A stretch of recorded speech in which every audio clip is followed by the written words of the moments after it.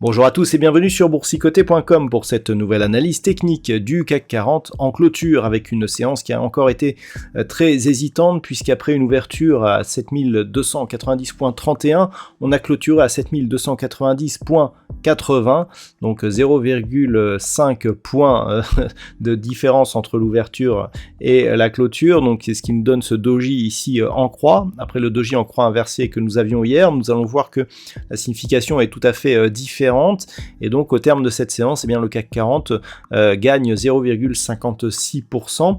Par contre, eh bien, on a une tentative de franchissement ici de la zone des 7270 points, mais aussi de la moyenne mobile 20 exponentielle. Donc on termine en hausse sur cette journée après avoir ouvert donc sur un gap haussier, gap qui a été comblé, mais on sent ici qu'un mouvement est en train de naître.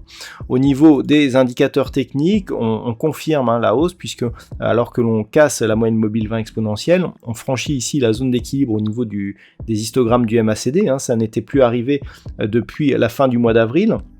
Donc c'est assez important pour qu'on en parle. Au niveau du RSI, c'est toujours neutre, on est toujours autour de la zone 50. Par contre, ce qui est intéressant sur cette séance, c'est que l'on a des volumes en hausse. Alors les volumes sont toujours plutôt dans la moyenne, mais ils sont en hausse. Et lorsque l'on observe cette bougie, on voit que l'ombre est portée plutôt sur la partie inférieure et en général sur les bougies ici fortement hésitantes. Lorsque l'on a beaucoup de volume, des volumes supérieurs aux séances précédentes, cela montre que du côté de l'ombre ici on a eu beaucoup d'hésitation, beaucoup d'arbitrage et que ce sont les acheteurs qui ont gagné ici le duel, ce qui pourrait nous impulser donc une poursuite de mouvement haussier.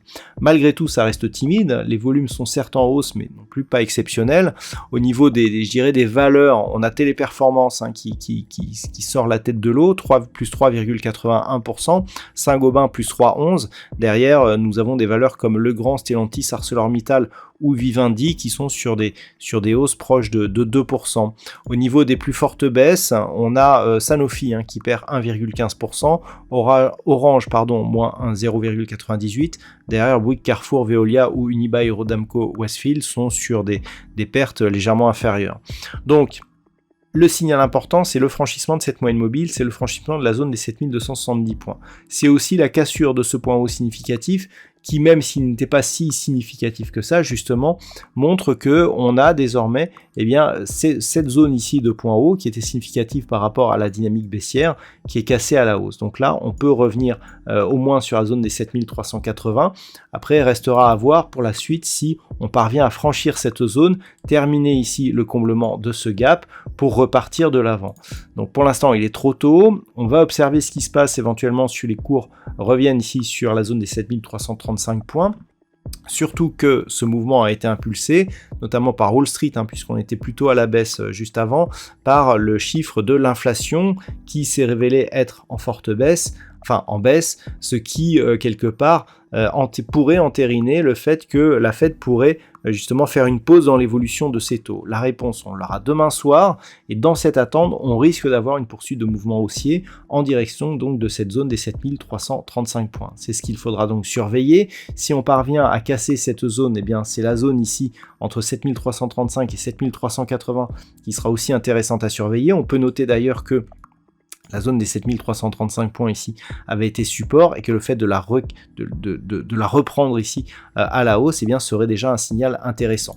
À la baisse par contre, on repasserait donc sur une dynamique baissière en cas de rupture de la zone des 7200 points. Cette zone ici qui avait été franchie par cet ensemble de deux bougies ici avec un gap d'entrée, un gap de sortie. Si on revenait ici sur cette zone, on serait plus sur une reprise de la dynamique baissière puisque depuis justement que nous avons cassé donc la dynamique, on était entre moyenne mobile et bande de Bollinger inférieure, et la cassure ici de cette moyenne mobile n'est pas suffisante pour nous permettre d'affirmer que nous sommes en train de sortir justement de cette dynamique. Voilà donc ce que l'on peut dire sur cette analyse technique du CAC 40 pour ce soir. D'un point de vue statistique, l'étude de probabilité nous indique que on pourrait avoir effectivement une poursuite du mouvement haussier au moins à court terme jusqu'à la fin de la semaine, mais que par contre pour la semaine prochaine on pourrait revenir sur une phase de consolidation. Voilà donc ce que l'on peut dire pour ce soir. Je vous souhaite de passer donc une très bonne soirée et on se retrouve dès demain pour d'autres analyses techniques toujours sur le site boursicoté.com.